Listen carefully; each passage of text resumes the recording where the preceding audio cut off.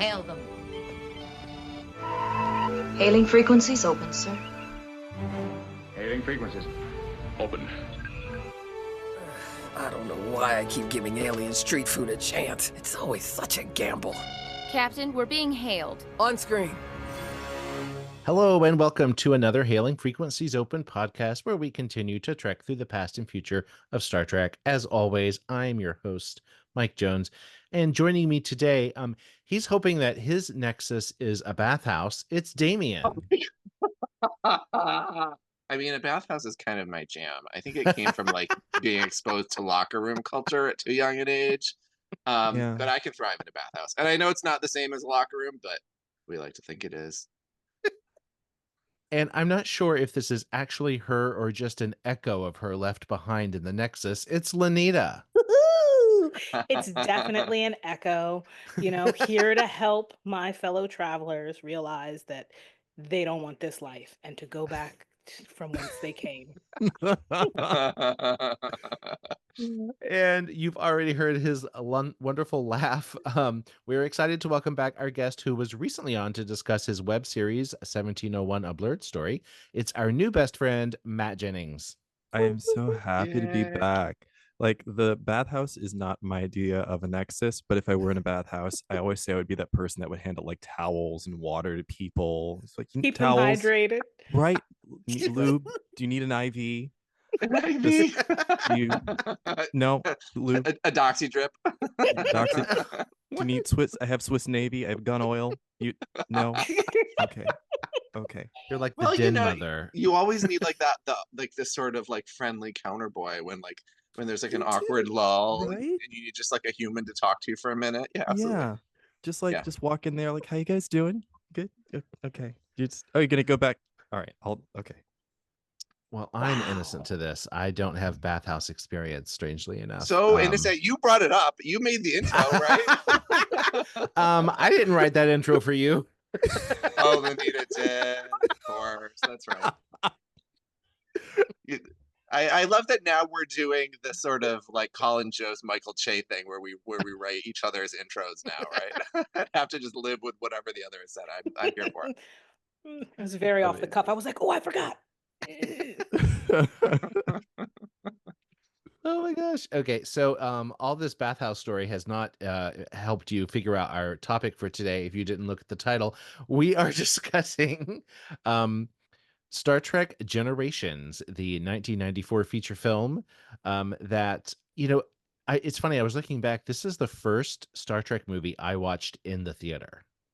I think it might be, well, no. I didn't see 6, I retract. 5, or 4. I was alive for all of them, but I was a baby for, like 1 and 2. I think I saw 5 and 6 in the theater, I think. Yeah. Yeah. Were there seatbelts on the seat? I'm just kidding. Yeah. Now, Lanita, this may have been your first time watching it. Very first time. How was that for you? I enjoyed it greatly. And when I saw Home Dude, Malcolm McDowell. Malcolm Yeah. McDowell. Mm-hmm. Minute, I was like, I don't trust him. As soon as I saw him, I was like, I don't trust you.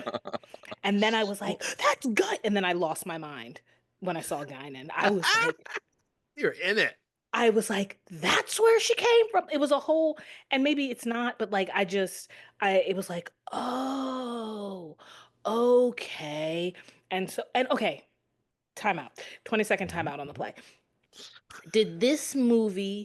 Where did this movie come in the timeline of television franchises? This came immediately after All Good Things. Do we agree? Yes.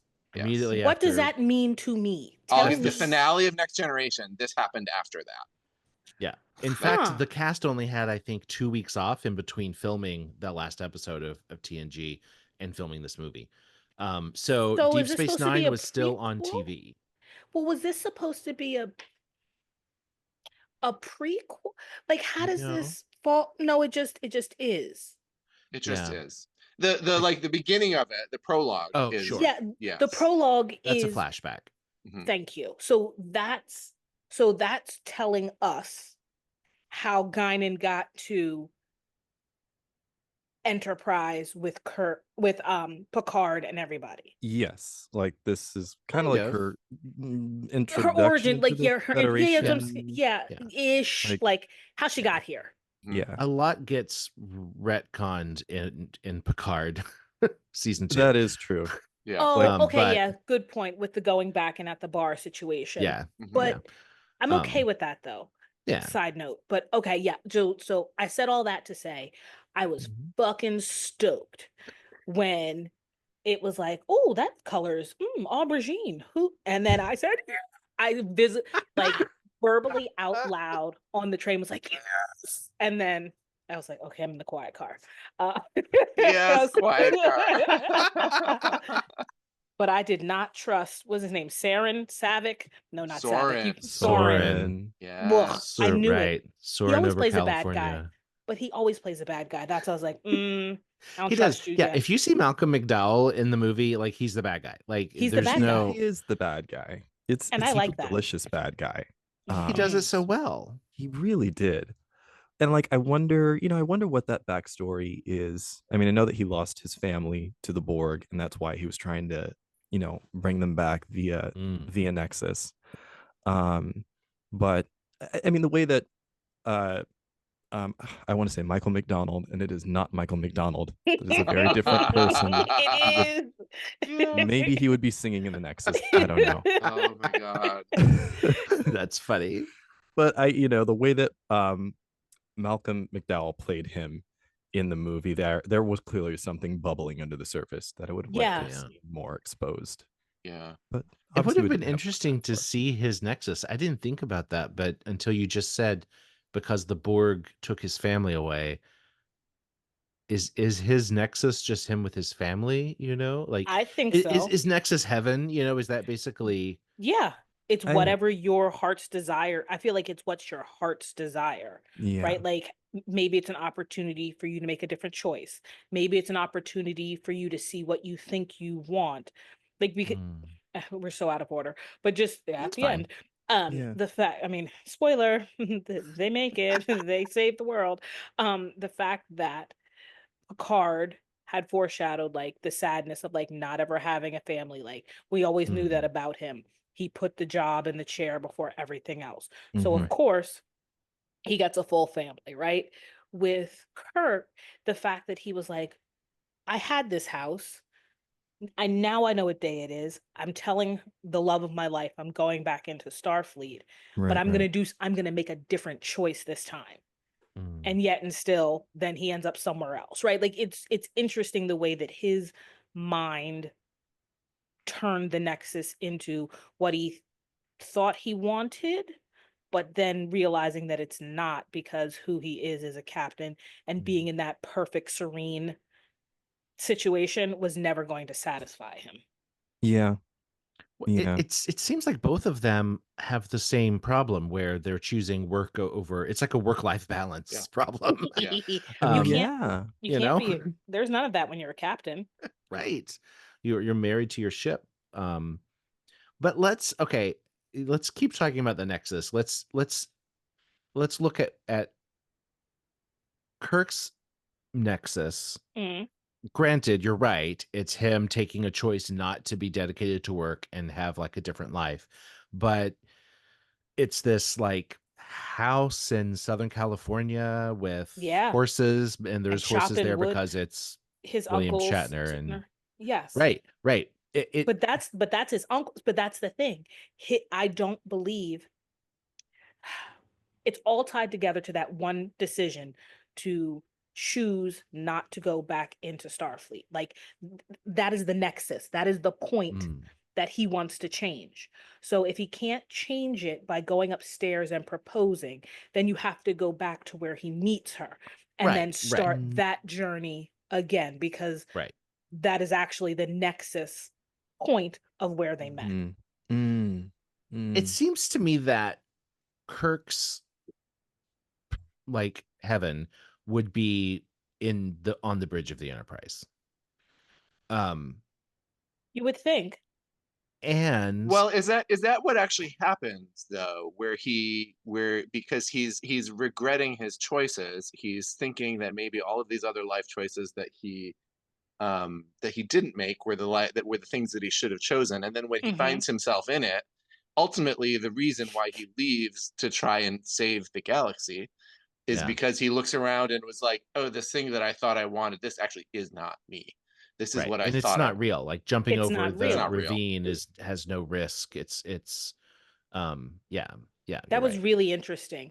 I think that was a very interesting parallel between him not having fear and Data, and the whole storyline with putting the feeling chip in his brain, and like him being afraid to help Geordi in that situation, and then Kirk's not afraid, so then that isn't listen, it's all fresh in my brain because I just watched it for the first time, and I was like, I was so mad when I had to get off the train and hit pause, like pissed. Then I was like, okay, I'm definitely taking a lunch break today. Sure did. Play. I was like, oh, you are fresh. Yes. Wow. It's all in because I didn't want to watch it like Saturday and be like, I don't really remember what happened. That's for y'all old brains. This is the fresh perspective. This is the it's in there. This is the 4 hours old finished movie. Okay, the other critique that a lot of people have of Kirk's Nexus is Antonia.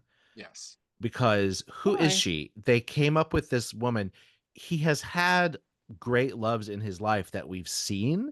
Like, why is it not Carol Marcus, the mother of his son? Why is it not Edith Keeler, who he falls in love with in Sitting on the Edge of Forever?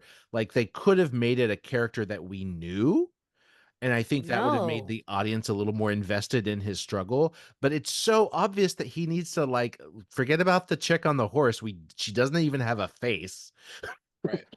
Right. Yeah. No, no, I buy into that criticism. I share that because I think, it is part of this sort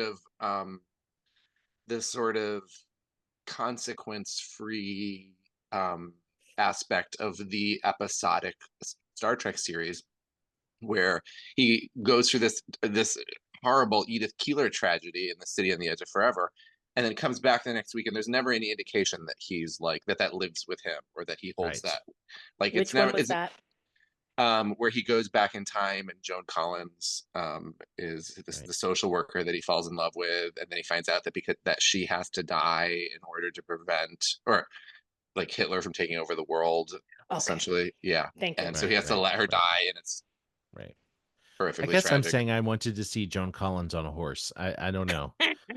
Well, I wanted to know that there's something from his life that we experienced with him as an audience, so that mattered. Yeah, it would have been a great payoff.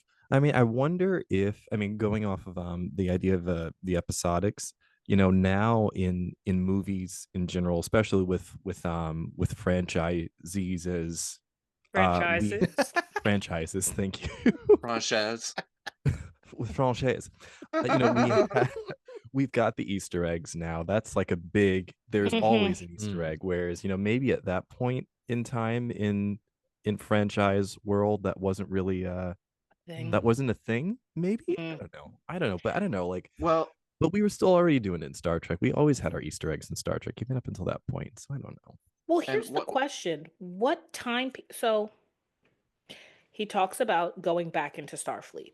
What is that time period? Is that, but understand? Do you understand? Like, what is that point in his life or in our knowing him? Where is that? Does Edith Peel and the rest of them? I know that's not her name. Do they come after he's back in?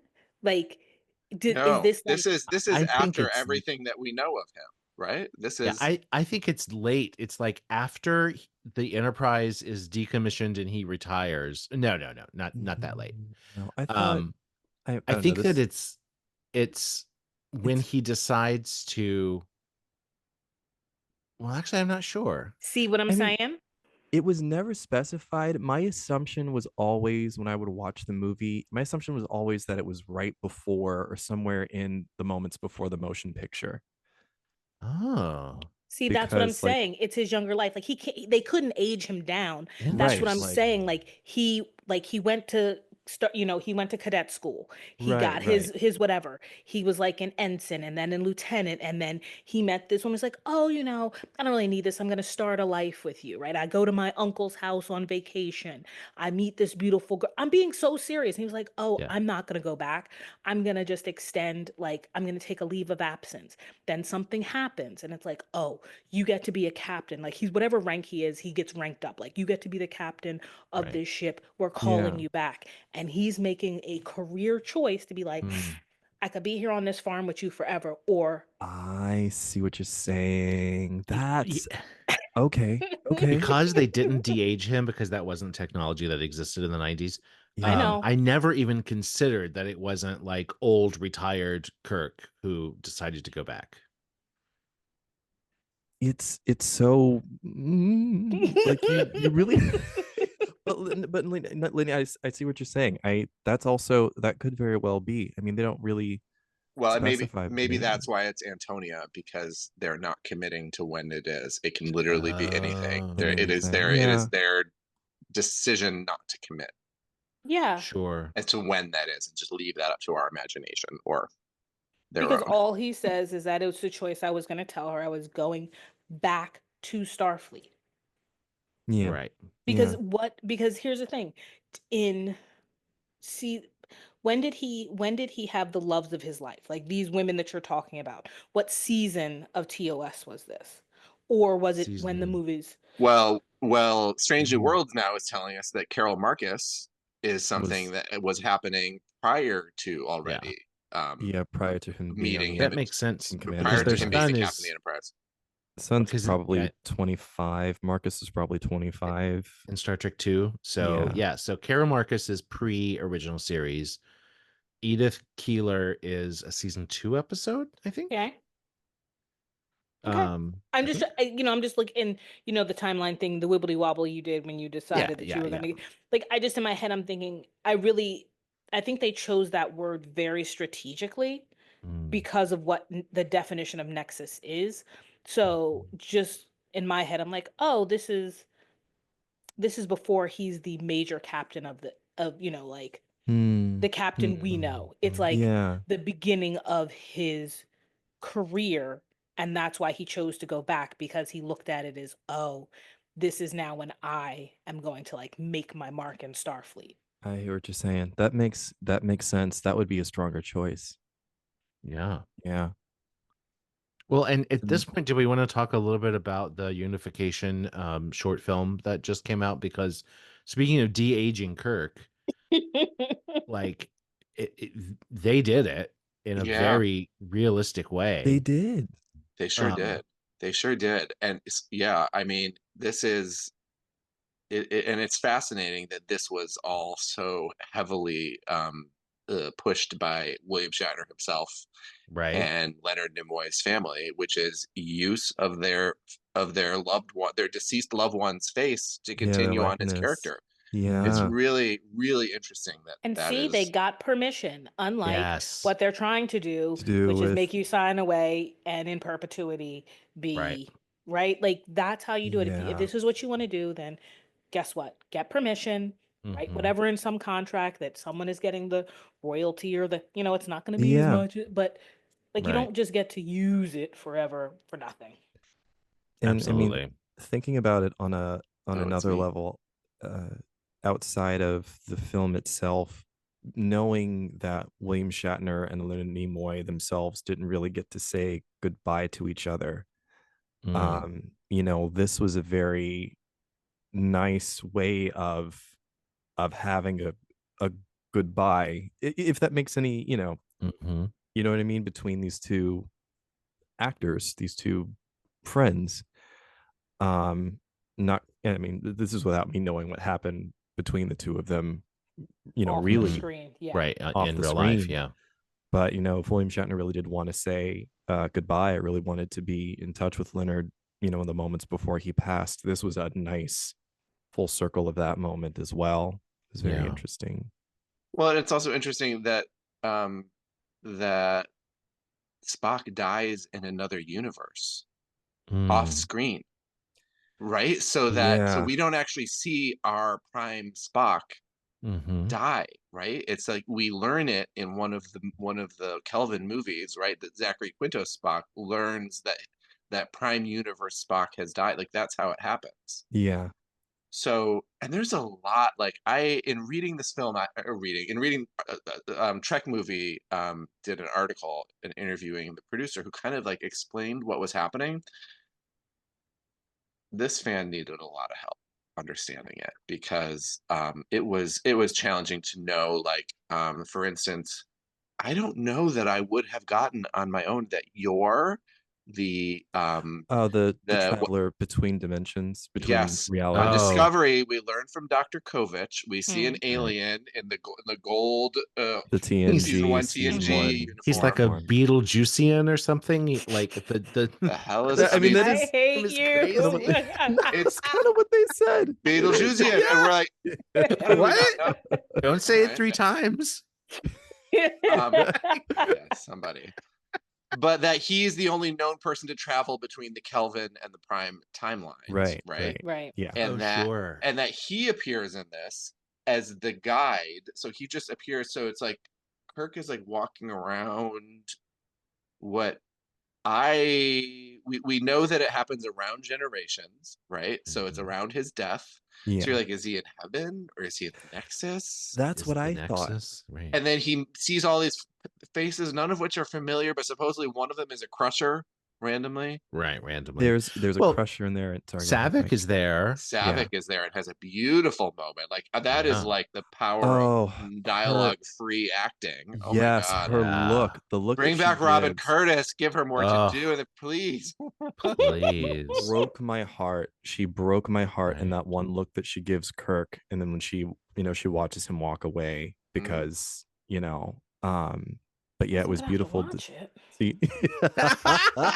I'm so she didn't read to the bottom of the email. I didn't. I was like, okay, there's the thing. Oh, no. I was very focused on the movie, like on the actual crux of what we're going to be discussing. Well, then when you watch this video, it will make sense because this video was kind of what prompted us to go back to this movie because it just came out and it is and it's good that you're so fresh on this movie because the impact of the film is probably going to be that much more for you because I was touched by it. I was just crushed that Kurt actually died. Like, see, like I didn't, or maybe he's not really dead because there's another movie. But I just, we'll discuss that when we get to the next movie. Okay. Well, they even so Kirk comes back in the novels, like he's not really dead, fine. But in Picard, in the Daystrom Institute, they show like Kirk's body, whatever, like on a screen. Yes. And then they do a flash of that in this unification film. Like I don't understand how it all ties in together. Oh, and there's so many things. There's Yeoman Colt. Yes, who is Colt, who is from the Cage. From the Cage. Yeah. And this is supposedly taken from a beta canon from one of the IDW comic books where she has this sort of like bird's eye view on the whole of Star Trek and is like watching it from some other. So she's a Q? Or she's like the alien. So she's the alien with the marble at the end of Men in Black who takes it and puts it in the bag with the rest of the Marble galaxies. I mean, she's visible at various points, sort of watching things happen. And Okay. And Gary Mitchell is there. Gary Mitchell is there. At one point. Who's Gary Mitchell? Oh, Gary. So here's Matt. Here's one thing you need to learn about me. Yes, yes. Please. Y'all know these people's names. I just know their character. So sometimes I need translation. Be like, oh yes, this person played this, and then I'm with you because these two will do this all the time. Be like, oh yes, so and so and so. When she was back with frickin' Frakafa, and then I'm like, and I'm over here googling really quick, like, listen, oh, that's who watch what you say about frickin' Frakafa, okay? You don't need to brag about who Gary Mitchell is. He's in the second pilot of the original series. Yeah. And so I don't think he's Kirk's friend who became a god. Kirk kills him with a giant rock. He kills him with a giant boulder. I put this out of my head. Even though he's a god. Well, did he really getting die back then? to Generations? Yes. And the Nexus. which all of that might be in the Nexus. I don't know. Except for but the dude who made it was literally like, this isn't in the Nexus. And I was like, there goes all of my understanding of like, I need nothing. friends I to got help nothing. me get it. That's a lot. Okay. So let's talk about Picard's Nexus. So he's going through some heavy stuff with his brother and nephew, who were the last of the Picard line, died in a fire. And so that is hot in his mind. So his Nexus is that he has a family, right? Yeah. It's like right out of a Dickens film for some Oh, reason. very much so. Like absolutely. we haven't acknowledged in the whole history of Star Trek that these people celebrate Christmas at all. This is like, I remember my teenage self in the movie theater was far less generous than my adult self now, that is like enjoying all of this with like nostalgia and love of these characters. I was very angry about this storyline. Did you go home and write a letter? Having it. He did. No, Matt,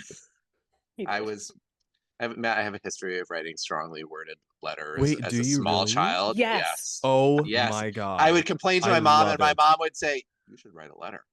I love letters. So I got a letter written back to me from Jerry Taylor, telling, apologizing for. Oh, that is adorable. I'm How sure old she were thought you? I was like 10. That is adorable. Right. So by the time I was 16, I was not writing letters. But props to Jerry Taylor. Like rest in peace. Other episode. We need to do a Jerry Taylor episode because But yeah, I was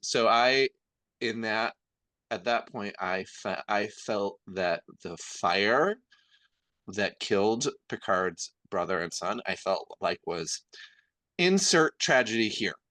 Let's see Picard cry. Because in that moment, I was like, we've been through tragedies with Picard that we as the audience have experienced with him. We have seen him get transformed into a Borg and then recover.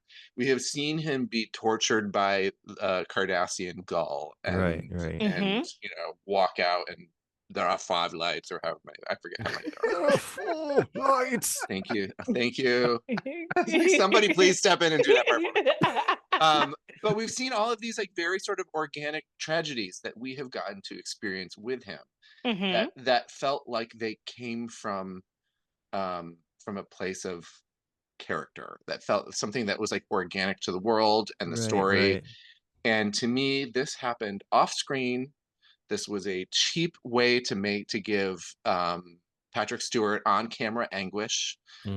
It is, and it actually, I learned later that this was a storyline that was championed by Patrick Stewart himself. Right. So you're like, man doesn't get to cry enough. He doesn't get to have anguish. He doesn't get to have grief. So like I'm sorry to be this. I don't generally don't be like sorry. to be the Star Trek cynic, but this movie in general gets under my skin because I feel like it is trying to do so many things at once that are. Oh, I mean, I can tell you, it wants to put Picard and Kirk on screen at the same time. It wants to give us a send off of our original cast in their monster maroons, which it doesn't. It wants to make Data a movie star. It wants to include some like Lursa and B'Etor. I mean, it's actually kind of cool that they're in the movie, but like it is one of those things where you're like, just another like ingredient in the stew that is like random. It is the death of the Enterprise D.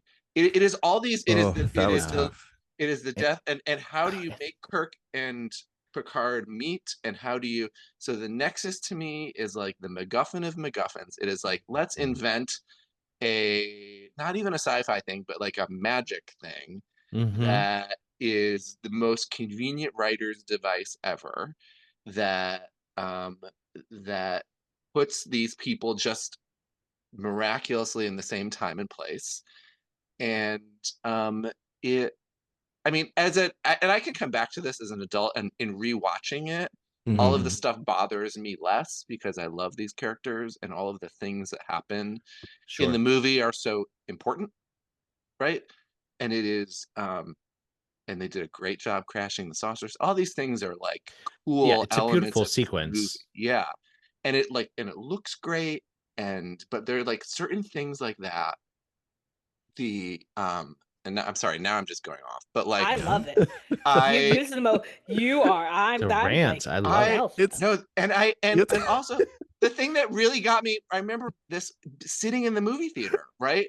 As as much as we can look at the prologue of the movie and be like, oh, that was meant to be Spock and Bones and Kirk and Obviously. Chekhov, right? I actually liked that we got to see some of the minor characters and be like, oh yeah, like they had 7 people too. Like these people Yeah. risked their Sure. lives and careers to save Spock too. Hmm. Like they that the fact, so of course it stands to reason that Scotty would be able to like get a little dig in at the captain in these yeah. moments, and that they Right, could right, have right, that kind of banter that he has with the others. right, Like I appreciated right. that. Is Like there it something wrong with broadens your the chair, crew. sir? Yeah, no, it's Um, good. Right. And it feels comfortable, and like they feel easy with each other. Hmm. And then all of a sudden we're on this fucking naval ship in like a holodeck. This is not like a holodeck thing that we have known this cast to do. yeah, Right. They're we've seen all in these promotions before. They've never done right. this. Right, they're in this like, and of course we know our next gen people can like have fun on the holodeck and play make believe, Yes. but if you're a movie audience and you don't know these characters, this is the first Oh, you're seeing them on screen, and that's you've weird. gone from this like sort of like casual, like, is there something wrong with your chair, sir, right, to like all of a sudden they're all like so like haughty, and we know that they're just on the holodeck having fun, like as a next generation Yeah. audience can put that together real quick. Number one, that's retract plank, not remove plank. I mean, that's good. Hilarious. It's not good, but it just Yeah. is like such a weird Yeah. transition to No, all but of a here's the sudden to thing. them being It so like was. weird and No, stiff no, no, and but it like was, haughty. Damien. You're correct. Because I was like, why the fuck they on this ship? Okay, holodeck. Yeah. But why did we choose this? Yeah, and then it's Yes. like, I mean, you have like the 75 years later, thing at the Yes. bottom, Right. but it just, if But it you're still if was you are not a weird. fan, It didn't have the like the it was not like, here's the warmth of this family. Like here Gotcha. is Yeah, yeah. like, Yeah. it was just a jarring kind of moment of like, oh, it just doesn't.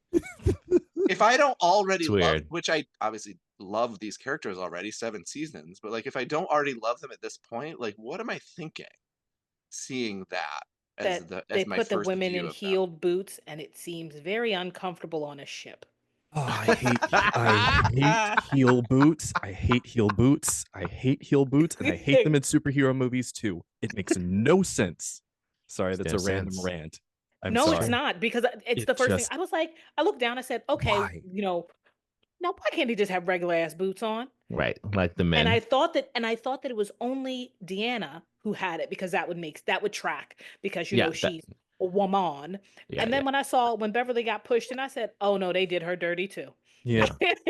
Yeah. Yeah. Yeah. I Mhm. actually thought it was fun. Listen, hold on. Here, yes to your rant, Dame, but hold on a second. The fact that Jordy admonishes Data in such a way to make him feel like what he did was so bad, when literally 2.5 seconds before, Beverly says you He do did. something unexpected, Unexpected. Right. She and did. that You're shit right. is funny. He said, well, bet. Unexpected you in the water too. And I chuckled. I said, that is exactly what you do. And they got Yes. all She didn't know who she was talking Nobody to. I laughed. mean, come on like now. he literally cannot use contractions. He is the definition of like you say it, you mean it. I'm It is gonna what it do is. it. I'm gonna going to follow do it. through. Yeah. Yes. I Yeah. thought it was funny. They were all mad. I was It- like, damn. And now he's it like, wa- now I'm gonna put. That's why I put the chip in my head. They should have left him the fuck Yeah. alone. It's a weak excuse for him to get to putting the emotion chip in. Right. Like And it's Where did literally the that's only the thing thing. Beverly does in this movie, by the way. Also. Yes. Yes. Where did the? I said to myself, why don't you remember this emotion chip? Was this in an episode that you glossed over, that you've forgotten, that Yes. oh, it's in a movie that I didn't watch? No, it's in an that episode. It's in Oh, the Descend Brothers? No, It is no, just you're right. Brothers It's originally. brothers. But You are it right. comes so in the episode where we meet Data's creator as an old man, you know, surprise, it's Vince in Vaughn makeup. playing- Data. But anyway, he summons Lore to give Yeah. Lore an emotion chip, and then Yeah. Laura like swaps places with Data so that he gets he made the chip for Data, but Lore stole it from him, Yes. and 'cause then Lore he was gets it back bad. from Lore in the episode Descent. My God, Yeah. I'm all over the place. I'm passionate about No, this. you're No, yeah. but I literally started this. Because I was like, this shit is just swimming in his like. I was like, oh, this is in a place of prominence. Like he's been thinking about it, and I was like, when did he get a chip? Where did it come from? Like, yeah, You I might mean, not have recognized it because when we first it's- saw it, it was the it's size of a little grain square. of rice. It looks like basically. Pac-Man. It looked like a pill. Yeah, It looked like it's a little- it It looked looks like it looks like Oh, Pac-Man. Like it's like a thing, yeah. and then there's like a thing out of And it, then and it's a in the movie, it's a whole Lego piece. Like, Yeah. Did- well, like I mean, that's movie budget, right? Like everything got done up. bigger. Look, His low head key, I got gotta say though, that Mm. bridge, that was a Yes. cool bridge. that's my favorite bridge. Me too. I loved that I loved You the mean the Generations Enterprise bridge. D Generations bridge? Yeah. Yes. Yes, I No, the it's D. loved great. They added those Worf stations gets on to the sit down. side. Worf He gets, gets a to sit chair. down. They've got like rest those tired feet. arm rails on the Mm. the corridor doors over by the science and whatever stations in the back. That would Yeah. have come in handy a few times. Right? I mean, I know that it was probably going to be too expensive to recreate the Generations bridge for season 3 of Picard. And also Yeah. for nostalgia purposes, I'm sure they wanted the TV series bridge, but Mm. the one, wanted it to be the fan me, the- I wanted it to be the Generations bridge. I'm like, let's go there. Let's do it. But Right. yeah. I also, how do we feel about the mismatched uniforms throughout? With Well, the I jumper mean- and the shirt and pant combo. Mm-hmm. I mean, y'all heard the story about that, Yeah. right? I Yeah. didn't, Mhm. but here's what I'm going to tell me Tell- the story. Mhm. Here's what I Yes. want. Here's what I want to say though, Yes. is that Riker should never be in a onesie. He looks like an adult baby. I was like, sir, what do you have on? No. Jonathan Frakes, we still love you and still think you should come on and talk to us. Absolutely. But I want to know, do you have a Anita will wedgie be the honest entire when you time? look like an adult baby. I was like, ooh, that jumper is not attractive. Listen, I'm Did- not was even he gonna wearing- lie. I'm not ashamed. I'm still trying to get a part, so I'm just gonna be quiet. And Don't let the opinions of the sole person who is neither anywhere acting nor whatnot taint the hopes and dreams of Matthew Jennings. He is a dream, and he would be a dream to work with. But go ahead, tell me the story. Just once after you're a big Star Trek star, you still have to come back on our podcast. So Yeah. Of course I do. But why don't you tell us the story about the uniform? so they had did you guys ever buy the Generations action figures? No. No. Okay. I'm not Mike that- has them. Ah. See, okay, so here, Mike, bring I it. knew he was leaving for a reason. Bring non-baby Riker closer to the screen. Okay, so if you see, Yeah. there's like it's like a jacket a little bit. Yes. You've got Yeah. like, and you can't quite tell, but it kind of has a fold over like the Monster Maroon Yes. Oh, I uniform. can see it right there on the. Mhm. Yep. So these were the new uniforms that they were working on for the cuffs with Generations rank? movie. It's got cuffs. It's got cuffs Yes. on the rank and everything. So they were gonna make these new uniforms for the movie. Deanna's got one. Everyone was gonna be in these She new just gets her own uniforms. goddamn color. But what happened was I think they were testing them on screen. Like they kept trying to test them out, and they were doing screen tests, and the fabric just wasn't sitting right and it wasn't working. So last minute, it could have been last minute, but they gave them the boot, and everyone had to go with the Deep Space Nine Yeah. jumpsuits. So I think Literally borrowed from Deep Space Nine. yes. I think So I only think Patrick Oh. Stewart got a fresh new one. Yeah. I thought he was wearing Avery's. I don't know. I think don't know. Riker Yeah. was wearing. I think Riker was wearing Avery's. Yeah. Yeah. But wait, Picard wasn't in a jumper. He was in a two-piece because he kept pulling down that jacket.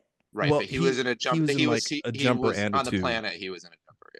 Yeah. Well, he had many action scenes to do. You get a Yeah. jumper for the action. And then they gave him a belt. They gave him a cute little belt.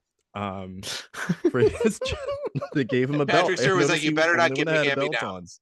Right. Yes, I want new. But Wow. yeah, that was the thing. So everyone, and then what's really interesting is they keep the same aesthetic for Voyager, which was just in production. So Voyager got the jumpsuits as well. Like everyone got like a fresh jumpsuit for Voyager. But Right. It's not a garage sale. I don't know. It's just not. And here, maybe it's because Voyager started that way. Maybe it's because Deep Space Nine started that way. Like, you know how we get a new uniform with every new crew, Mm-hmm. right? yeah, Because it's a different class of ship or it's a different time yeah. zone, period. This was just like, I was like, what is that man wearing? Yeah, it's That's weird. just it was weird. It was just He didn't look comfortable. It didn't fit him. My point And exactly. Geordie's didn't either. Geordie was wearing Colmeany's yeah. uniform. Which one? Who? He's O'Brien. O'Brien's Thank uniform from you. Deep Space Nine. Listen, gotta use So people's stage names. stage character names only, please. But yeah. Yeah, So I'm Frakes going to had go his back to arms something rolled that up. you said. Yes, go ahead. Earlier that Damien said about how you were happy about Scotty and Chekhov being in the show, and it was obviously written for Kirk, Spock, and McCoy, like the triumphant. Yeah. You know what I mean? And I did enjoy seeing those characters, and it was some really good Scotty moments, but they should have rewritten it better because it was some of those lines were obviously written for McCoy, you know, like Yeah. the medical stuff. He's like, you just became nurses, you know, I don't know. It really stands you're out to right. me that that those characters were missing, and it Was makes he me dead sad. by then? Is that why? No, they were he all alive, but yeah. he was ill at that. I think he was maybe too old. Yeah. Okay. Yeah. Yeah. Okay, that makes Leonard sense. passed, I think Leonard passed in 99. Yeah, he passed in 99, if I remember correctly. So that was so like 5 not much. years. Yeah, 5 years down the road after Generations. Yeah. Okay. But and I think he read the script and there's thought this could be anybody. that's what Leonard yeah. Nimoy said, And so that's there's what no happened. Spock in this Exactly. movie. Yeah. And they Yeah. asked him to direct it at one point. And he was like, I'm not invested in this because there's no real Spock character and I'm not interested in directing it. And there's an interesting story about Ron Moore, and I think was it Brannon who wrote the movie as well. Yeah. But they had a very interesting story about, I guess, one of the earlier drafts of the script. And I guess William Shatner wanted to talk to them about the script that he had read, the version that he had read. And he met with, Rick Berman. Rick Berman. They all had a meeting. Rick Berman, William Shatner, Brannon, I believe. I know that for sure Ron Moore was there.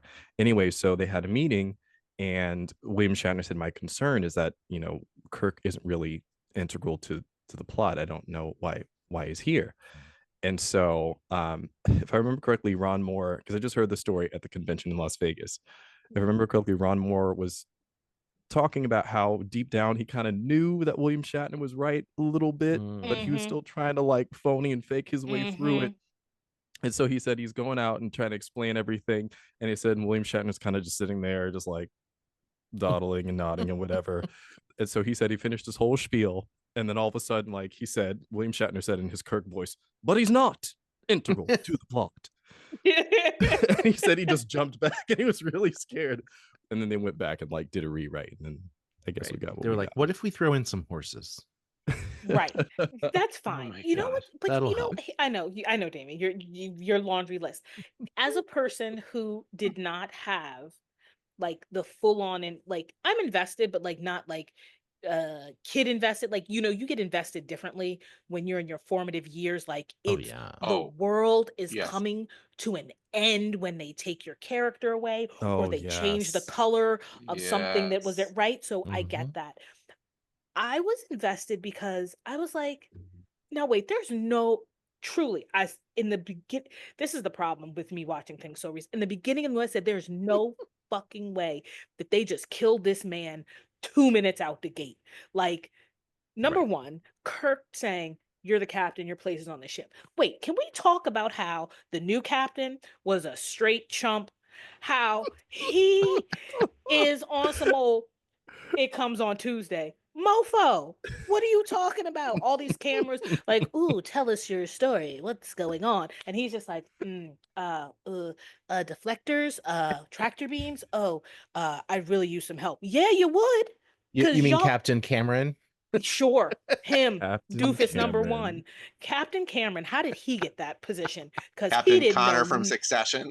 He knew He's like all of his nothing. roles are like He's that. all the doofuses. Yeah. He's a doofus. And I Uh-huh. was like, I was so happy when Kirk was like, well, since you're asking, because he had some things to say from the jump. I Oh, yeah. mean, And then, sorry, go ahead. No, but how did he say, oh, your place is on the bridge? I was like, now that seems counterintuitive to the Kirk that I know. He would have been like, you can go ahead. I'll be right here. Because you know where it is. Well, No, I you're think right. we knew Kirk knew where he was going. He knew he was going where the risk was. He knew he was going Yeah. To be the hero. to be the hero, but he also That's knew that true. he wanted to sit in that captain seat. He was watching that. You kept seeing these shots of him like Yeah. Yes.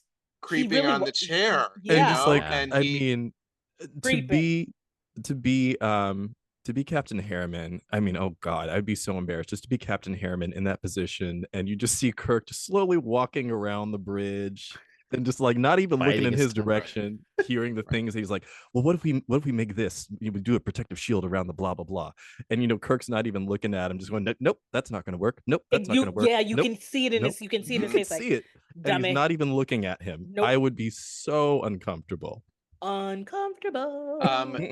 little side note. I don't know Yes. if you have ever listened to. It's not a thing anymore. The Pod Directive, which was the podcast with Paul F. Tompkins and our friend Tony Newsom, who's coming on next week. Can't wait. Can't wait. And so they had someone on. They had guests come on and pitch new Star Trek series, and it's just for not real pitches, but one of the pitches that they had, someone pitched a series that was the story of the Enterprise B after this. This was the crew that killed Kirk, the crew that like literally like lived with that scarlet letter and was like fully embarrassed and like always sort of like, oh, we know who you are. Who they met was, Yeah. oh, you killed That's Kirk, funny. right? And it was like that sort of like the underdog, downtrodden crew trying to like redeem themselves from that. That's That an could've interesting worked. story. Kind of It interesting. is. You know what I mean? Yeah. That's an interesting story. I yelled out loud when they were like, oh, when she said, oh, in deck 15. I was like, why is that important? And when they went downstairs and it was nothing, Yeah, that giant who hole was in the ship. who was here? I said, y'all got to be and I'm because I truly I didn't read the blurb. I just downloaded it on the app and said, here we go. I just went in cold, like, and I'm like, they That's killed this fascinating man. because none of us get to go in cold. Yeah. I know, Well, right? this is a 30-year-old movie, right? And It is. so it's great that you have that. I love this. I love I was like, he died. I'm so sad. Why'd they kill him? And you didn't get, but then in my head, I'm like, okay, TV, you know the way. If you don't see a body, then he's not really dead. But Right. but yet, then they just go all the way to the future. I'm like, well, maybe he really is dead. Like he's dead. Like, and then when he really dies, I did again on the train. I teared up a little bit because I said, you got to be joking me. He done saved the thing. He done did da. And then that sucker pops off and you see his little body fly with, I said, y'all, come on. What? They're supposed to go together back to the now future. I have to tell you, Go. so when I saw the movie when I was 5 years old, 6 years old, my dad took me to see it. That was like probably the second movie that I saw in movie theaters besides Muppet Christmas Carol. Greatest movie ever. And yes. And I remember, I think my dad was just very excited. Like, hey, I'm taking my son to see his first Star Trek movie because I had seen like the last season of Next Generation because I was like 4, 5, whatever. Anyway, the movie ends, Kirk dies and, credits roll. And up until this point, because I had seen some of the movies and some of the original series episodes, you're watching this this superhero-esque figure always make it, always defy the odds. He dies, he comes back. Mhm. And for me at that age, that was my first exposure to death. Mm. Because, credits rolled, he didn't come back. And I mean, I know fans are very upset about how he died, and I understand now from a story perspective, he doesn't get to go out in a blaze of glory, but I But he think does. I think what it was for me, especially at that age, to watch him go out in a very human way. Like, he doesn't get Mm. taken out by a god entity. He doesn't get Yeah. he doesn't go down with the ship. His body is crushed. And that, at that age, it was devastating. And my dad was like, Matt, how'd you like the movie? And I was sobbing on the train. Like, I was a mess. My dad was Wow. like, you were inconsolable. There was nothing I could do. I felt awful. I had to hold it, like, I have a problem. I have to stop watching like ends of things on public transit, or Yeah. like things that I know are going to like, I get very invested. As an only child, I get very invested. I can Yeah. like really be like, "Oh, yeah, this family, these are their problems. They are real."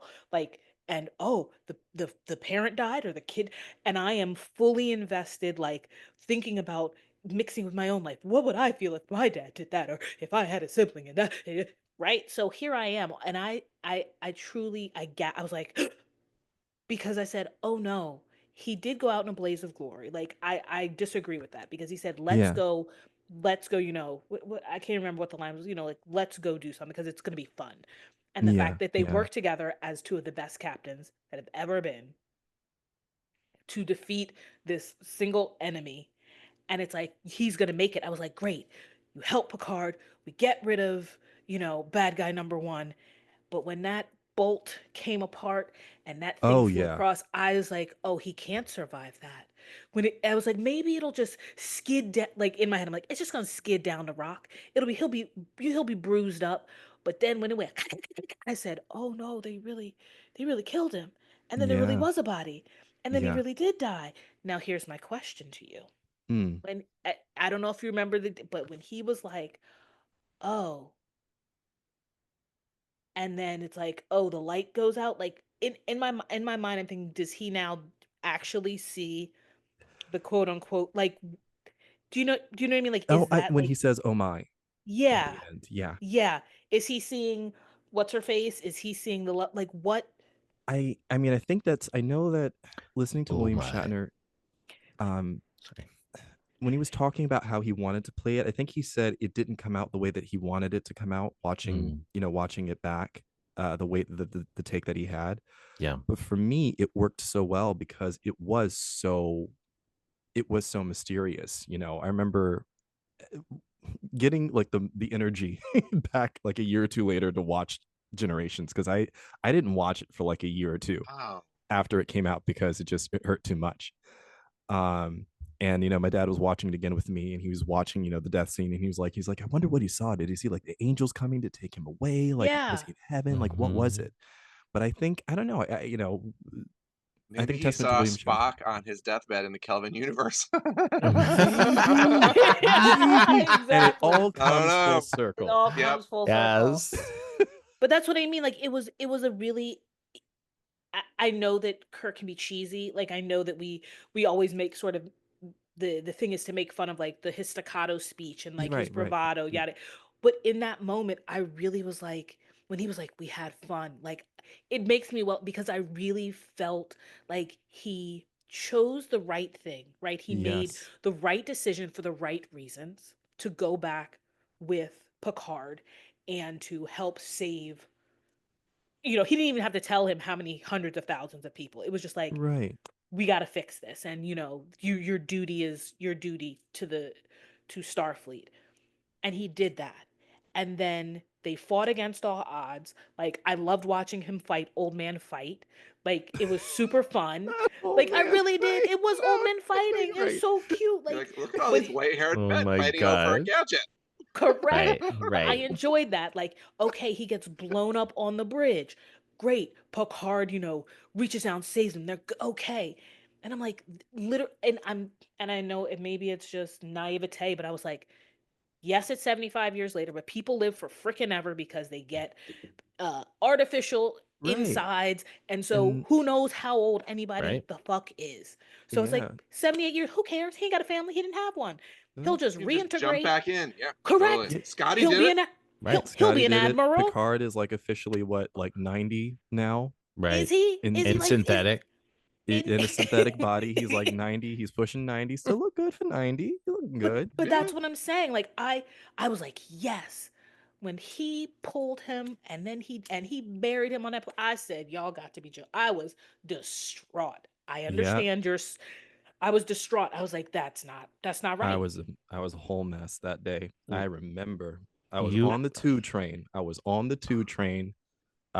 my dad lives in New York, so this is when I still lived in New York with my mom and dad. But yeah, I was on the 2 train. I left Cineplex.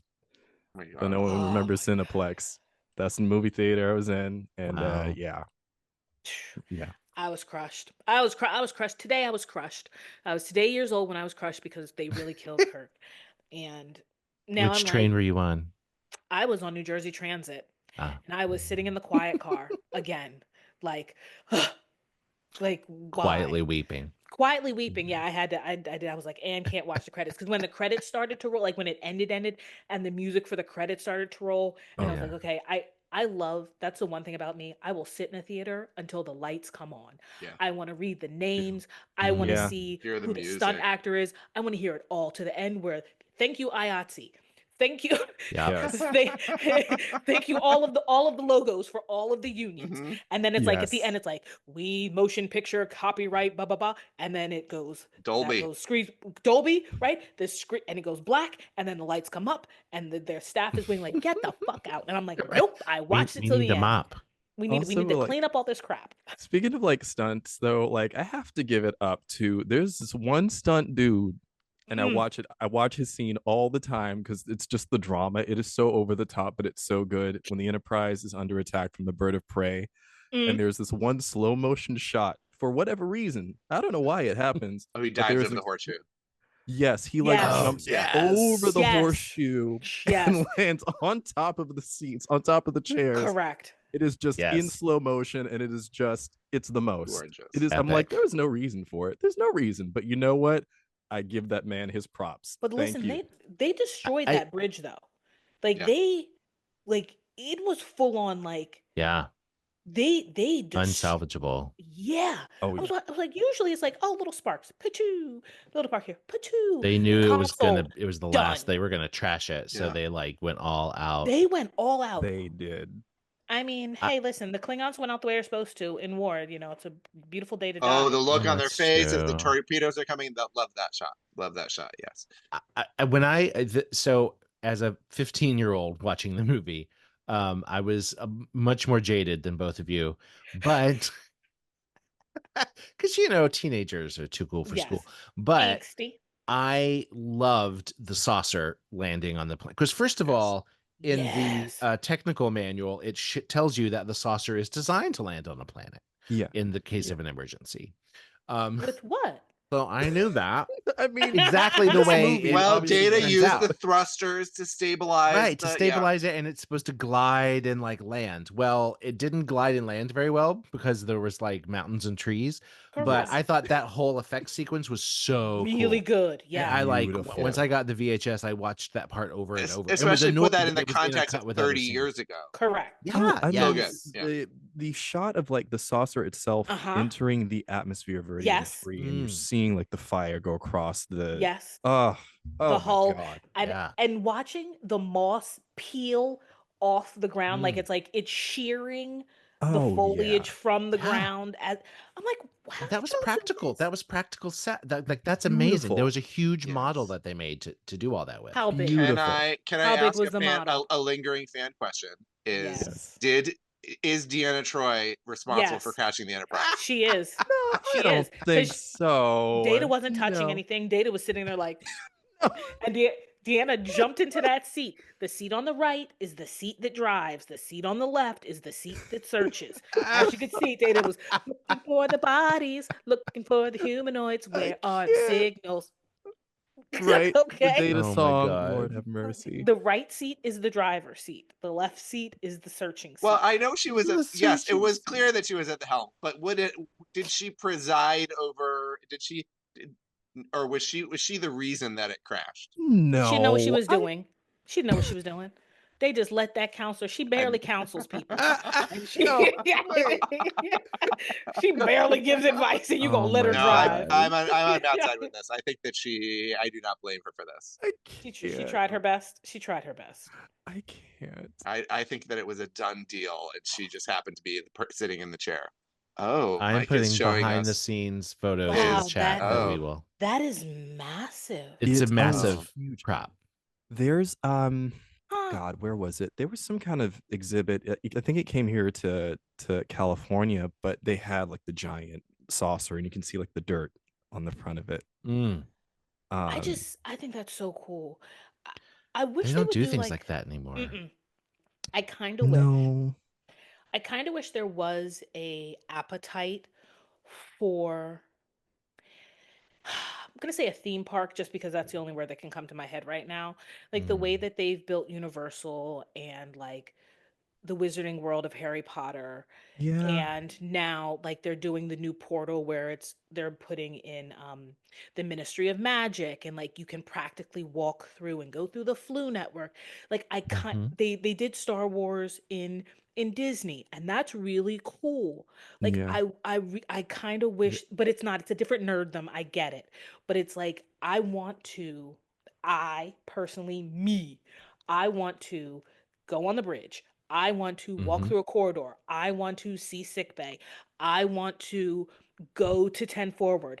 I want to be in a cargo hold. I want to sit in a freaking transport. Like, Isn't there something I in want. Ticonderoga? Isn't that where there's Where the fuck is that? Yeah, it's in New York. there's a upstate New York? Yeah. Upstate. So I'm sorry, Matt. That's like. first of all, this is a whole other podcast topic because Yes, I've been yes. working on this for a while. Did I don't think either of you, but Matt, I don't know that you are old enough, but did you ever go to the Star Trek experience on Las Vegas? I went like the last month that it was there right You did? before it Look at his ended. face. I made it. You did. And Okay, good. So I we're gonna just- have you back on, and we're gonna have an episode about this Okay, because okay, so Yeah. putting and a of pin in course it. you've been to Galaxy's Edge because I want to talk about comparing them and why we should have a Star Trek theme park and why it should be amazing. It's Okay, just we'll like put a pin in it. No, Matt, Yeah. listen, I know, we've already booked you. No, we've already I booked know, you. we Okay, booked so you. back to Generations. I have an Um, on-topic question to put to the room. Yes. Yes. Imagine that. Because this is something that that actually bothered me in this movie. How do we feel about Geordi in this movie? Underutilized. I think he got done dirty. Underutilized. Yes. And made to be an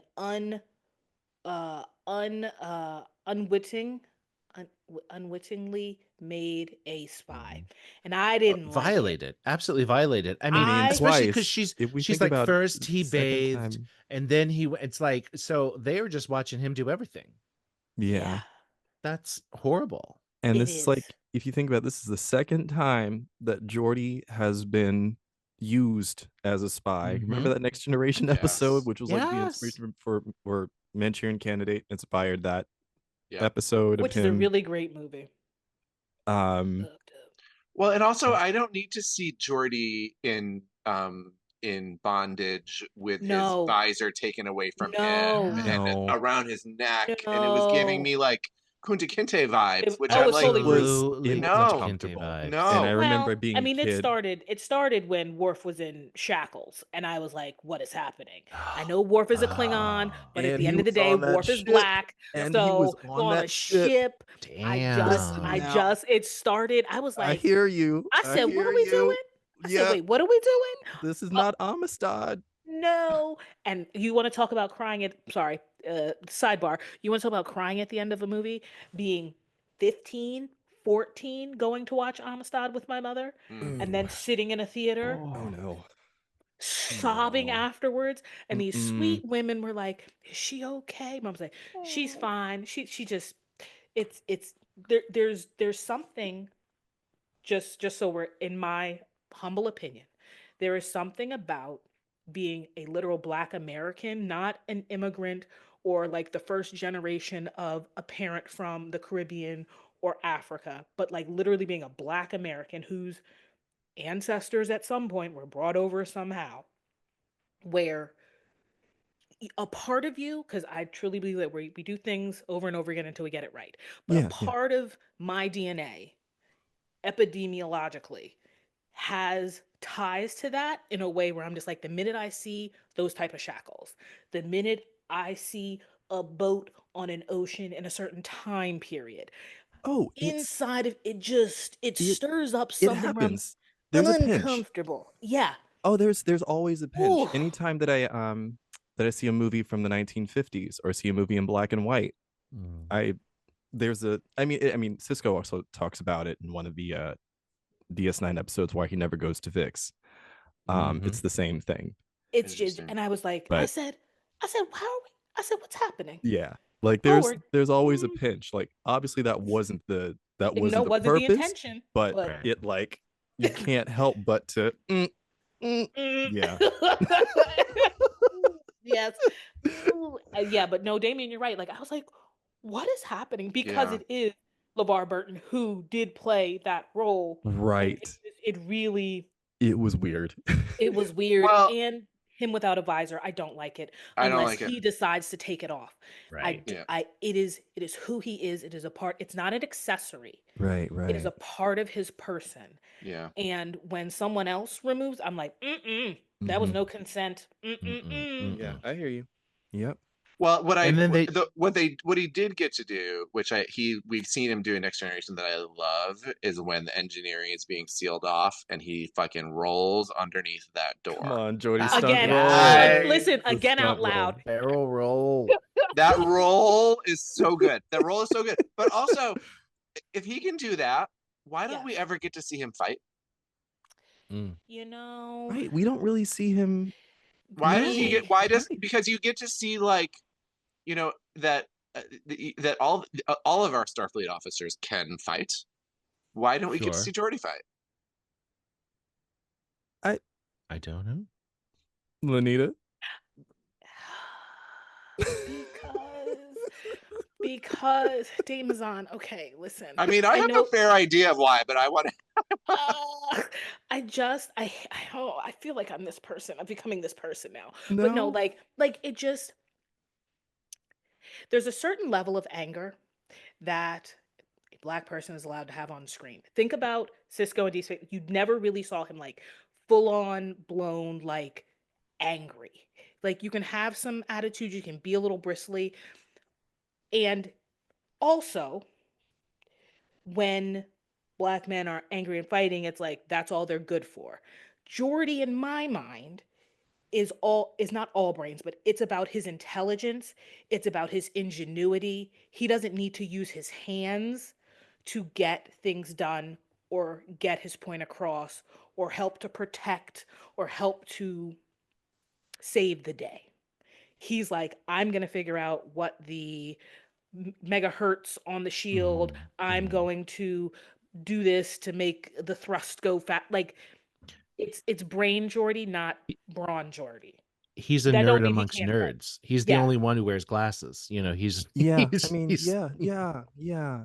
And it's like, yeah, I was gonna say something else about. I mean, LeVar Burton talked about how Jordy was kind of Yeah. done dirty in terms of his love stories. oh yeah. Which I mean, which they Whole which they other correct. topic, and Yeah. Yeah, they correct in Picard a little bit. They do better in Picard. But yeah.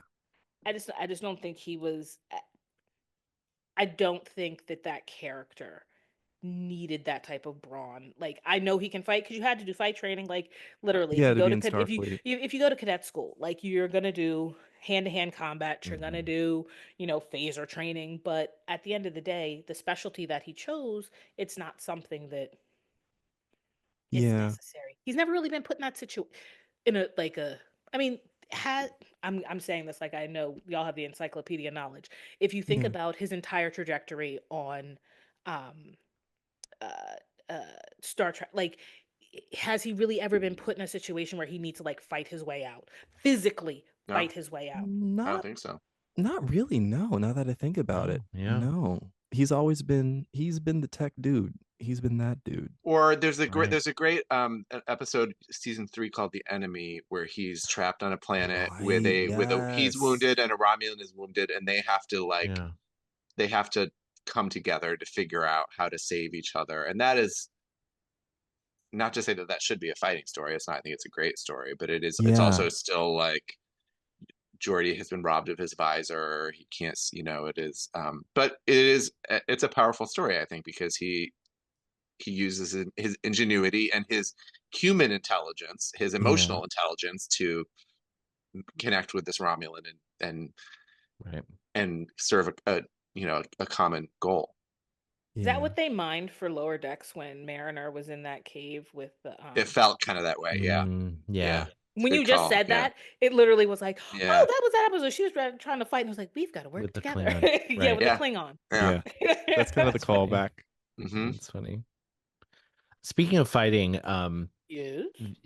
I didn't get this in earlier, but Lenita, you would have hated the original ending of the film. Why come? Oh, yeah. Where they went back and reshot because test audiences hated it. So instead of Kirk, instead of the like him being on the bridge and it kind of all that, he was running to get the remote control, and Yes. Soren shoots him in the back. Oh, that's terrible. Yeah. No, that I makes don't know. no sense. I don't know why they ever wrote that or shot that, because That you makes can't do no that to a sense. character like Captain Kirk. No. Number That's- one, you you know. don't shoot anybody in the back. Yeah. Like, Yeah. here's and that's interesting. I'm trying to think now, like in my little Rolodex of memories, being like, how when people are fired upon, like it's usually face to face, right? Like most people, aliens, whoever, no one's really ever shot in the back, really. Like, Yeah, they it's don't really more- do that in movie world necessarily. not in Star Trek anyway. Like, Yeah. I mean, in the movie, sure, you can shoot anybody in the back, but I feel like Yeah. it's a like, look me in my eye if you're gonna shoot me with a phaser type of deal. Yeah. But I will. Go ahead, Damon. Yeah, I was gonna divert if you have one more thing to say. I was diverting too. So over the weekend, I watched an interview on YouTube that our friend Sean Ferrick did with Sam Witwer. Sam Witwer is playing Kirk in these new short films. Yeah. And first of all, it's a fascinating interview because Sam Witwer just like unloads all of this stuff about how he made it, because he was integral to the process of making it. So I recommend that you watch it. It's fascinating. And you can see Sean's face the entire thing where he's like, oh my God, this is like, he's like eating popcorn, basically. It's like delicious. Love you, Sean. Yeah, we love Sean. But a really interesting thing that Sam said about learning to be Kirk, and that all of that staccato speech that we talked about, and he did it sort of in comparison to the Jeffrey Hunter, the original Pike, that when Pike gives orders, it feels real in a way that like it's an order that he's given like 50 times before. So it feels very like normal Natural. and easy and natural. But part of that, what we think of as that staccato Kirk speech, is immediacy. Is he's just thinking it for the first time, and that it is coming, and that it's coming into his brain and out of his mouth in the exact same moment as he thinks it. Yeah. And that someone had interviewed William Shatner about, and this question came up about inner monologue, and he's like, I don't know what inner monologue is. I don't have that. I just speak it. And so that Kirk immediacy is what makes him the iconic character that we all believe in, because everything is like real and in the moment, and you're watching it all as it happens. It's a discovery for the first time. That's what my acting professor would always say. Sometimes the most interesting thing that you can see for a character is to see them have that first thing happen to them for the first time, and for you to watch it happen for the first time on stage. So, yeah. That makes sense. That I makes totally sense, get it. and it makes sense because that's what he said when he was jumping over that. He was like, I just realized I have no fear. like, Yeah. like right there, like that He's makes processing it as it comes out. yeah. In slight contrast to that, I think it was Nicholas Meyer who said that to get a good scene out of Shatner, you have to do it over and over and over until he's tired, and then he actually is honest. Wow. Fascinating. If you Yeah. what was it? It's I think it's Beat him the scene down. it's in the Wrath of Khan where so Savick Spock was delivering the codes to the Oh, Reliant yeah, so the yeah. shields go down. And so, Kirk has that line where Khan is saying, "Hey, give me the codes. What's up?" And then Kirk has that line where he says, "Here it comes." Here it And I comes. guess the takes that they did before that, they were like bigger and bigger and bigger. And Nicholas Meyer would keep making him redo it. And in one interview, he said, I don't know if he did that for that specific scene, but he said, I would make up excuses like, "Oh, you know what?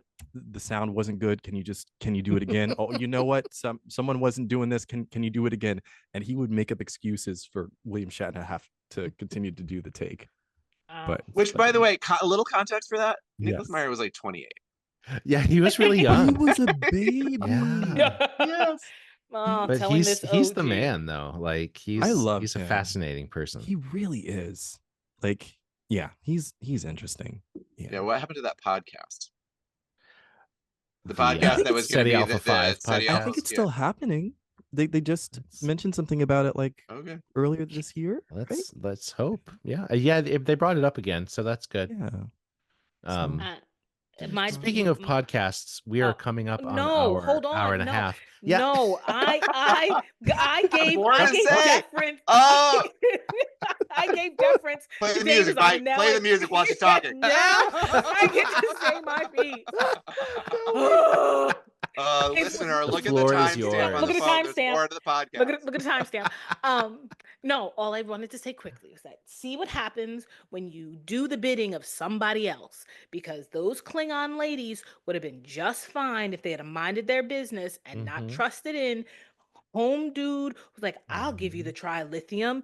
Just take me to these places. And look what happened. You got yourselves blown up. You thought you were slick. You thought you were going to be able to see, oh, they're at 5.7 megahertz. Great. Guess what? You got a cloak. Guess what? You got a cloak again. Guess what? Your shield's got to go down.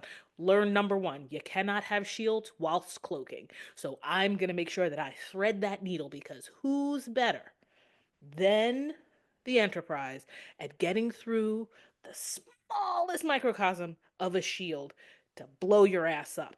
So that's all I had to say. I was so gratified when it was like she turned around and she looked at her, and it was like I was like, yes. Yes. Again, me on the train. Well, also it's kind of a nice thing for the fans that yes, the Enterprise gets destroyed, but that also Klingon ship gets destroyed before Sure before we see any indication that the Enterprise is headed Correct. That's true. Yeah. That's true. Right. Yeah. They're already Yeah, gone. they were gone. And It was the again, the sassy 15-year-old that I was immediately noticed that the explosion of the bird of prey is just a reuse of the shot from the previous movie when they blew up the bird of prey. Oh my But- God. They did. Of They course it used was. to. They I want to did meet the that Mike Jones. He sounds very cranky. He does. I reused- love him so much. They reused the bird of prey shot from Undiscovered Country, and they also reused the Excelsior at warp speed shot from Undiscovered Country as well for the Enterprise B flyby. Oh, That's crazy. I love y'all's nerdness. It is nerd squared, and I love it. You might not have liked 15-year-old Mike Jones because I saw that movie on a date with a girl. Oh, I would have. Was there any One heavy of the petting last, afterwards? I think, See? ever. We all, No, of listen, course not. We all have our crosses to bear. It's all good. I mean, not everybody's a gold star gay. You That's have true. to dip That's your true. toe. Oh, you know why Colby says he's a gold star guy? Because he was born by C-section. He's a platinum He's a star platinum. gay or whatever. Yeah. Whatever it is. Oh my God. No, I will tell you though that like truly being like not knowing anything about it, like not even reading the blurs, I truly enjoyed the movie. Like I'm like, okay, fuck. I gotta go back to my thing, and now I'm like, okay, download the other ones and watch them, because I was thoroughly entertained. I got a little bit more of each character that I knew. Mm-hmm. I got some backstory on characters that I didn't know I knew, i.e. Guinan, like not the retcon of Picard, but like, oh, you were a refugee on this ship. Like you could Yeah. have been in the other one that was blown up and everybody was gone. You only got 47 of the 150, whatever. I was like, damn, Mm-hmm. like Yeah. these are all the things that I like in general in life. I think about how that one little moment can change everything. Mm. And the fact that she's one of the 47, right? Like Yeah. she didn't have to be. And just and they said their names weirdly. Elorian. Elorian. Which by the time Yeah. this is the first that her species was named, right? Oh, They I were didn't not. realize We that. didn't. They. She was just a listener, Oh. right? Oh. They never say And her it was spelled species. when I watched the credits. I was like, that's how you spell it? It's Because like isn't like EL dash Lorian Orion or something like I that. thought There's a L dash in there. there Orion. was a Yeah. space between, and I was like, I just thought it was like ALORIAN, Lori, like Yeah. phonetically, but Like no. El Rancho, Yeah, And El like correct. Orion. Malcolm McDowell being, the person that he is, says it so, I'm an Elorian. I'm an Elor. It just sounds so Yeah, fancy. it for does. listeners. But I enjoyed it. I can understand why it was divisive. I can understand people being like, "Oh, it doesn't stick true to blah blah blah blah blah." But at the end of the day, it was a great story. We had a common Yeah. enemy. We were saving mul 280 million people. I was like, well, that was a big ass number. I was like, oh, that's uninhabited. I And the thought they whole were going to say, planet. like 5 million. Like 280 million, save those people. Mhm. Like they need to be saved. But no, I thought it was great. Great name. I love the little worm wiggles coming to get you. I did think that it was going to snap. What wasn't there an episode where like there was an alien that had like no, I'm thinking of The Hobbit when Gandalf fought the thing and then he Came thought Oh, back sorry. he No, as it like was Grey's Gandalf the Anatomy. White. yeah, and he came back and he took him and he snatched him down, but that was Oh, sorry. Yeah, no, The Balrog. thank you. I there told you you I don't know the go. names of stuff. Smoke Just his ruins on the yeah. mountainside. That's what Such a nerd. I love it. It's all of my stupidness. I will say the thing I loved about this movie is we finally, after 7 years of TNG, got to see the ship with a bigger budget and more Mm. Oh creative lighting design. God. Oh, Right next to a star, which like oh, sun That is was Yeah. coming in through the beautiful. windows. Oh, you're right. That 10 forward can be lit like whatever Yeah, the spatial just thing with the is outside. sun. and it's Yeah. It busy. was Like they have enough money for For people. extras that it's Yes. like if there's a ship of Yes. 1,000 people, and Well, it's not think the about, only bar, but it's the only bar we ever see, so it would be busy. you know what we got to see that we hadn't seen probably since Encounter at Farpoint was yeah. when the saucer separation happens, Mm. that there's Little all space these. dust. Well, sure, yes. Oh, No, I mean, yes. I mean, like the civilians in a panic, or not, or Yes. Oh, like yeah. The every, rando all people the on the Like crowds ship. of children people. and Everybody was in Which, by Farpoint. the way, Everybody's aren't calm.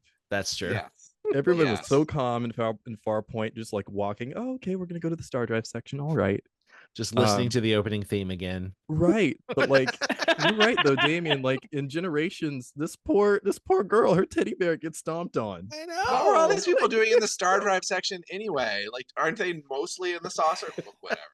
But it was I it was mean, nice to see the sort of like ship full Urgency. of people and the urgency of like Yeah. down happening. I mean, in the lower decks, Yeah, Mm-hmm. yeah, it was absolutely.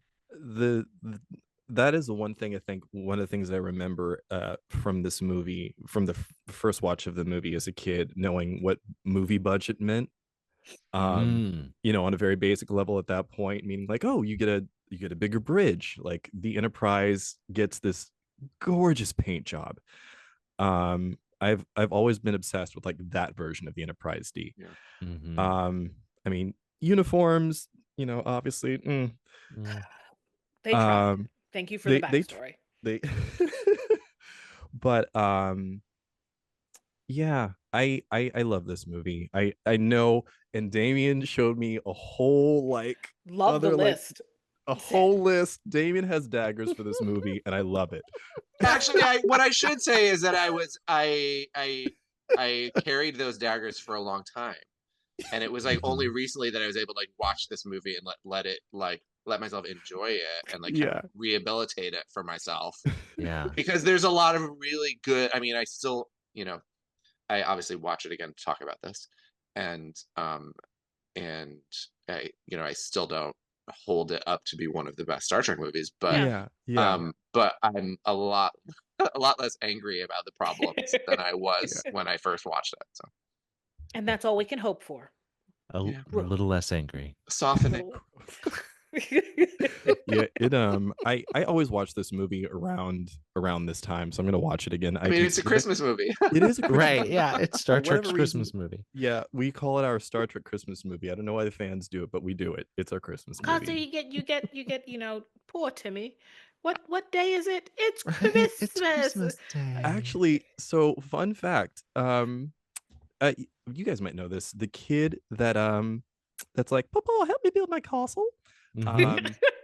He is Thomas Dekker, right? The actor's name? Yes. I don't know, but I know he comes back in Voyager. He is. So he's also in Picard. He's in season 3 of Picard. Remember the changeling? Yes. Remember the actor. Remember the changeling that gets interrogated by Worf and Rafi? That's the kid. Yeah, I've got to find that's this. The kid. And that's amazing. He grew up to be very twinkish and sexy. Wow. We'll have to check that out. Check his Instagram. He's still a child actor in a couple episodes of Voyager when Captain Janeway goes on the holodeck for her like Victorian or Edwardian fantasy. Oh, that's right. And there's like, so he's been typecast as Edwardian child. Yes, she's the governess taking care of these little children, and the mother is dead, but maybe she's a ghost. It's like it's sort of based on Turn of the Screw. But yeah, he's one of those kids too. Random. See, you get in. That part also drives me crazy because I'm like, those are the kids that Jean-Luc Picard dreams of. These little like. No. I mean, it's not that he drew. So the one kid, the one kid is his nephew. That's what the kid looked like. The rest of them, he did. They're vanilla. That's what it is. I was surprised that was his wife. I said, interesting. Not what I saw for you, Jean-Luc. I mean, especially like with his dating history in the series, correct. Because he's dated some hotties. Yes. But I guess she's English, so that tracks. And they're not the women that he has dated in Next Generation, they always challenge him, even in Insurrection. Yes. What number is that? That's after Star Trek 2 from now, so it's after this. It's Yeah, Donna Murphy. Yeah, but I got 2 before this that I got to get through. Yeah, I know. I gotta the get one the with whales. Undiscovered Country? No. No. I've not seen You have 4, 3 5, or before 6. this. You've never seen 4 or 5 or so. So Correct. the one with the whales. Yeah, so we got to backtrack. We got to do the whales one. We skipped ahead for this. He is taken aback. I'm so My jealous you get to pearls are experience those clutched. for the first time. My wig is snatched. It's okay. I'm a completionist now. Now I really have to do it. You're gonna have so much fun. I want to know so how you excited. feel about 4. Listen, you have an open invitation back. It's very fun talking to you. Thank you. Your insights and your nerddom match these two. Great. I love it. The perspective. All right, go ahead, Mike Jones. Close us out. I've talked long enough. I've gone 10 minutes over your time. You're fine. You're fine. Oh my gosh. Thank you all so much for listening to us rattle on about Star Trek Generations. And thank you, Matt, for joining us again. And the second of many times on the pod, I hope. Thank you for having me back. Always happy to come back. And if you all have liked what you've heard, give us a review wherever you get your podcast. Find us on the socials at Hailing Freak Open or at hailingfrequenciesopen.com. And with all that, I'll say Hailing Frequencies closed. No goodbyes. Just good memories. Hailing Frequencies closed, sir.